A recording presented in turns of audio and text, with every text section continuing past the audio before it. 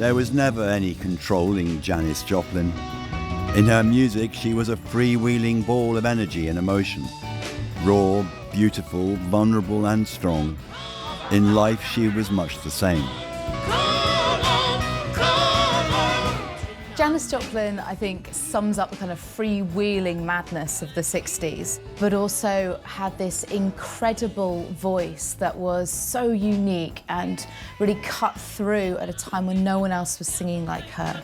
Janis Joplin, I think it's fair to say, was the first female artist in the 60s that took on the men at their own game and really beat them. She was an extraordinary singer. The power of that voice. To me, she is one of the great soul singers. Paul Rothchild was worried. The music producer had been working with Janis Joplin for months. Her second solo album was almost finished, and the singer was due in the studio that afternoon to record some final vocals. But she hadn't appeared. Finally, Rothchild sent road manager John Cook to check on the star. He went to the cheap Hollywood motel where Joplin had been staying. Her car, an unmistakable psychedelic Porsche, was parked outside. Gaining access to her room, he found Joplin on the floor, dead from a heroin overdose.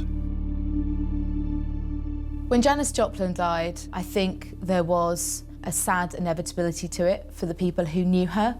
There were friends and colleagues who talked about how they were just waiting for the day they'd get that phone call, but also a great sense of shock and sadness from across the world.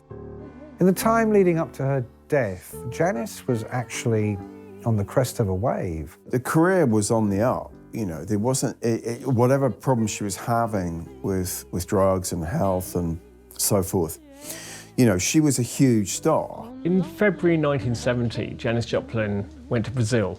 She went with a boyfriend who wasn't into drugs. She started cleaning up, preparing herself really for the next stage in her career. And then she did a very successful tour of Canada called the Festival Express, which travelled by train.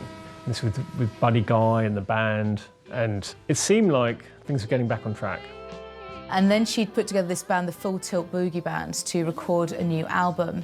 And there was a sense of her being refocused on her music. She was trying very hard to stay clean. These are great musicians, actually a much better band, making much better music. And I think Janis loved it. Not long before her death, she recorded a fantastic acoustic blues called Mercedes-Benz, which is the last thing she recorded. Her voice is still great, very weathered, but she still had this incredible ability to capture the blues, really like no other white woman did.